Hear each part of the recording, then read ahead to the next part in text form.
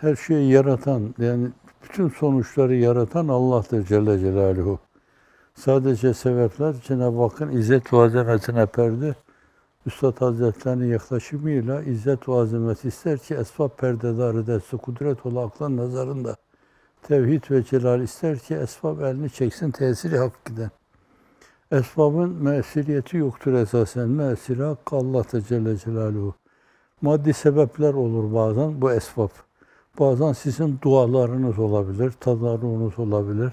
Aynı zamanda mahzuniyetiniz, muzdariyetiniz, mutazarriyetiniz bunlar birer sebep olabilir bu mevzuda, bunlarda. Fakat esasen o işi perde arkasından yaratan Allah'tır Celle Celaluhu. Sebeplere riayet etmeme diye bir şey yok yani.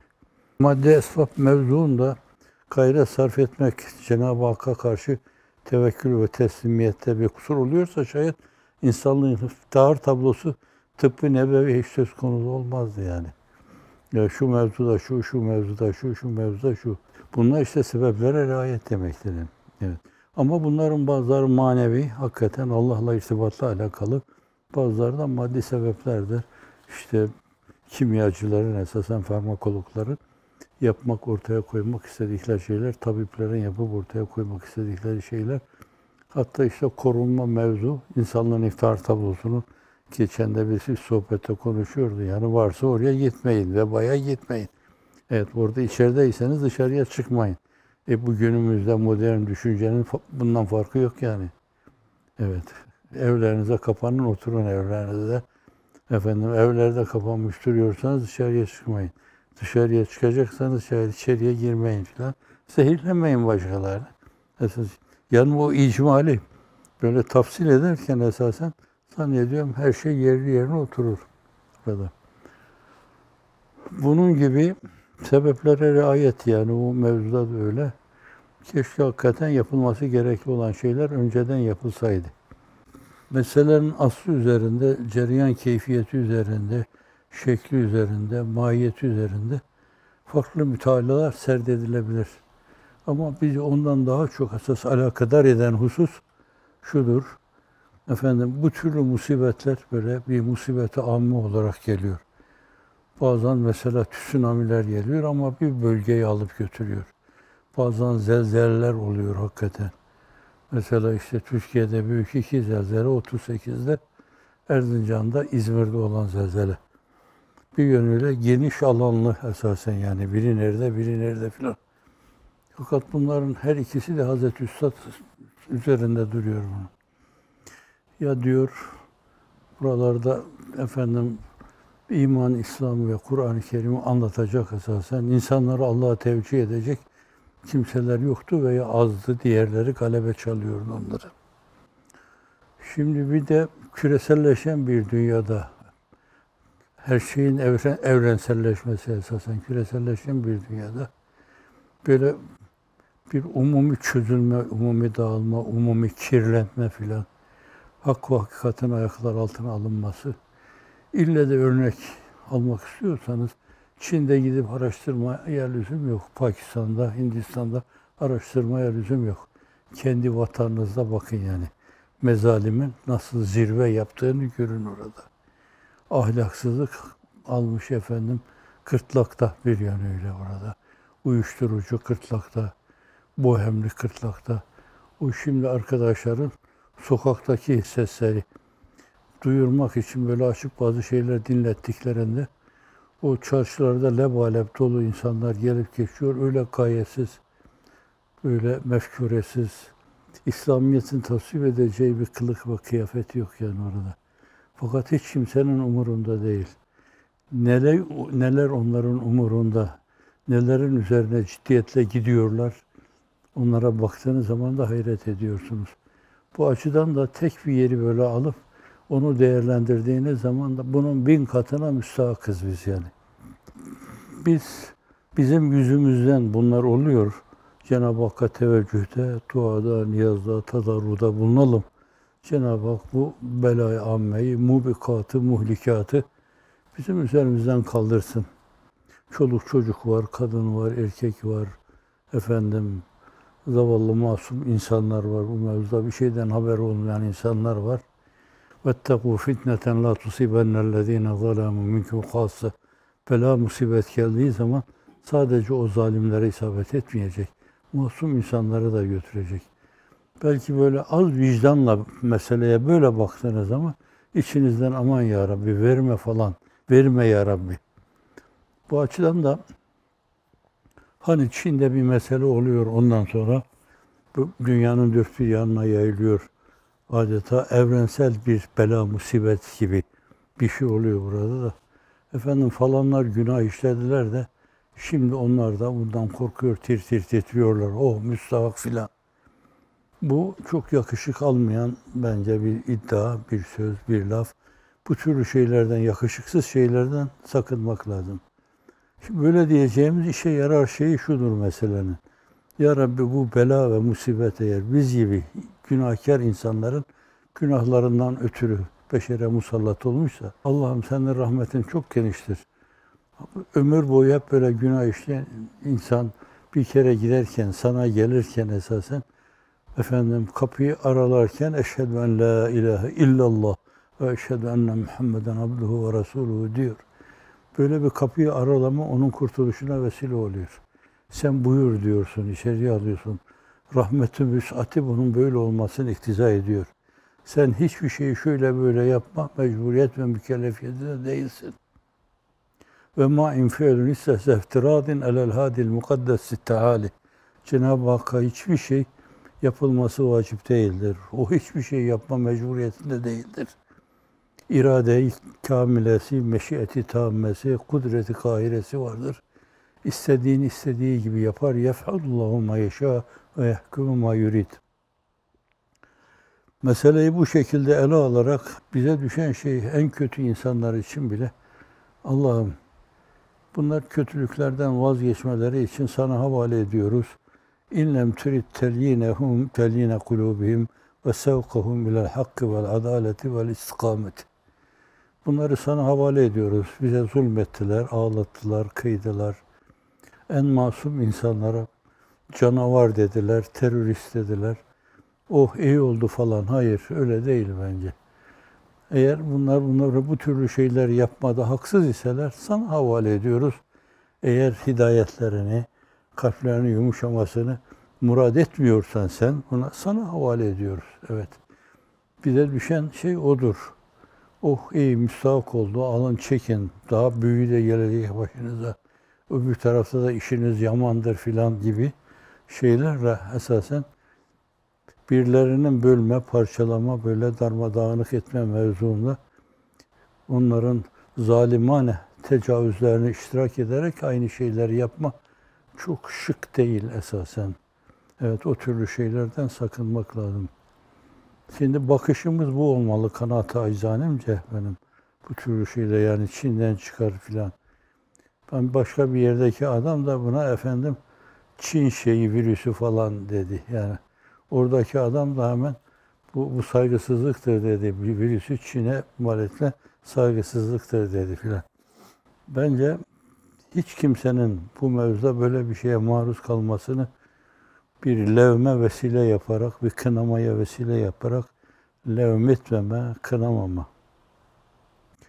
Efendim, hatta denebilir ki yani yapıyorlarsa bunu kendi başlarına gelir bir hadis-i şerifin ifadesiyle.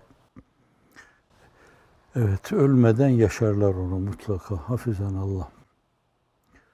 Bize düşen her zaman insanca davranmadır. Bize insanca davranmasalar bile biz insanca davranmakla mükellefiz. Şimdi bir bela gelip kapının tokmağına dokundu veya işte bizim kapımızın eşiğine ayağını bastı filan. Böyle endişe verici, korkutucu hususiyle tam öbür tarafa inanamamış insanlar için çok endişe verici bir şeydir yani. Hayatı her şey zannedenler, her şey bu dünyada yaşamadan ibaret. Kella bel tuhibbunel acile ve tezerunel ahire. Dünya hayatını tercih eder, severler, ahiret hayatını tamamen terk ederler. Bu tipten olan insanlar hakikaten korku ve telaş içindedirler hakikaten. Bir kısım müminler de o iman kalplerine çok iyi yerleşmemişse onlar da aynı paniği yaşarlar, aynı telaşı yaşarlar. Dolayısıyla şöyle böyle az tembih yapılsa bunlar, kendilerine gelseler, Cenab-ı Hakk'a teveccüh etseler, Allah bu belayı def eyle, Cenab-ı Hakk'a yaklaşmış olurlar yani. Bir yönüyle hemen herkes tarafından Cenab-ı Hakk'a yaklaşma vesile olması açısından Kur'an-ı Kerim'de değişik yerlerde bela ve musibet geldiğinde aman ya Rabbi falan derler. Sahil-i selamete çıktıkları zaman da bildikleri gibi niyet davranırlar. Şimdi insanlara bildiği gibi davranma değil esasen. Nasıl o dalgalara maruz kaldığı zaman, nasıl belalar, musibetler onu o pençesine aldığı zaman Cenab-ı Hakk'a teveccüh ediyor. Aman ya Rabbi diyor. Değişik misalleri biliyorsunuz. Aynen öyle insanlara onu telkin etmek suretiyle bu belaları hemen herkes hakkında, bu musibetler hemen herkes hakkında Cenab-ı Hakk'a teveccühe bir yönüyle vesile olması için lazım gelen şeyi yapmalı. Elinden gelen her şeyi yapmalı Allah'ın izni inayetiyle. Bir ikincisi de evlere kapanıyor, işte günahlardan uzaklaşmış oluyor bir yönüyle. Şöyle böyle belki en az inanan insanlar içinde bile bir mehafetullah, bir mehabetullah duygusu oluşuyor zannediyorum. En azından öyle içinde o duygu oluşan insanlar için çok önemli bir şey oluyor. Hakikaten bir halvet yaşayabilirler. Erbainler yaşıyor gibi olabilirler. Başkaları bunu ihtiyari yapmışlar. Bunlar da mecburi yapıyorlar. Nasıl şimdi bazı hicretlere, göçlere mecburi şey diyoruz, hicret diyoruz. Aynen öyle de buna da mecburi halvet, mecburi inziva böyle denebilir yani. Keşke kendilerini dinleyecek insanlar olan kimseler yani, Diyanet teşkilatları, imamlar, vaizler, müftüler bu istikamette idare-i kelamda bulunsalar hakikaten bu olumsuz şeyler bile çok pozitif değerlendirilebilir. Allah'ın izni inayetiyle değerlendirilebilir. Karamsar davranmamak lazım. Onun kazandırdığı bir şey yoktur esasen. Bunun bile bir vekil rahmet olduğunu düşünerek böyle onu aynı vesile-i necat sayarak bence Cenab-ı Hakk'a teveccüh etmek lazım bu musibet anında. Hem Allah'a karşı saygının gereğidir bu. Rızasının razı olmanın gereğidir.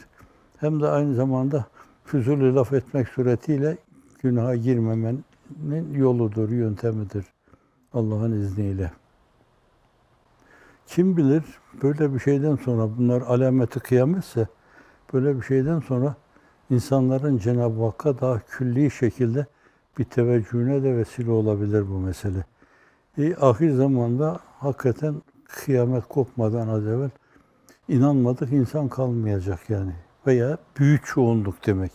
Yani yeryüzünde hep inanmış insanlar bir yönüyle hakim olacaklar. İnanç nümayan olacak burada.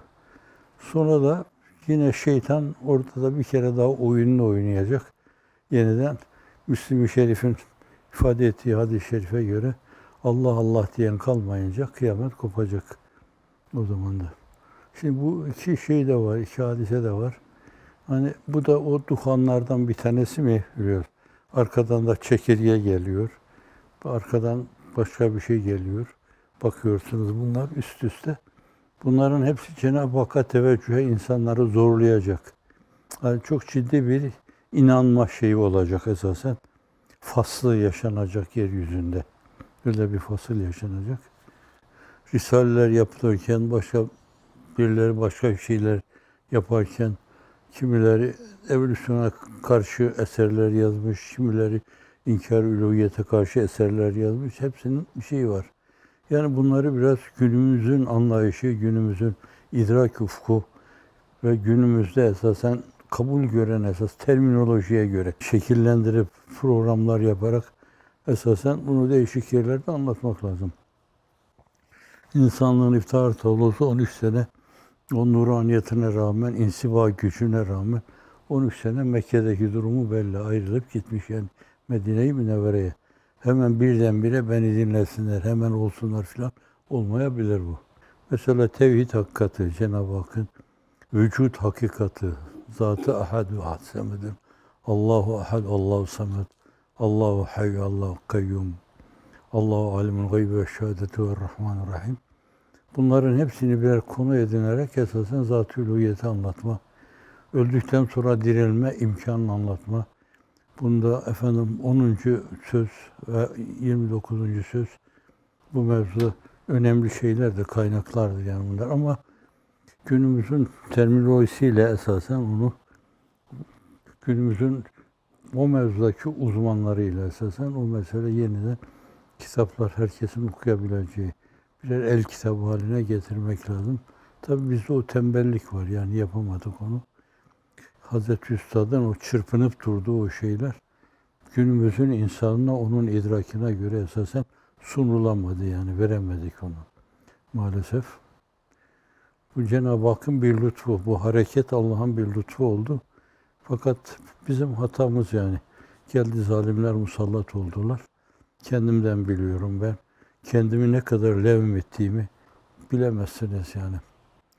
Efendim bu 3-5 tane serseri haydut, okuma bilmez, kitap bilmez filan.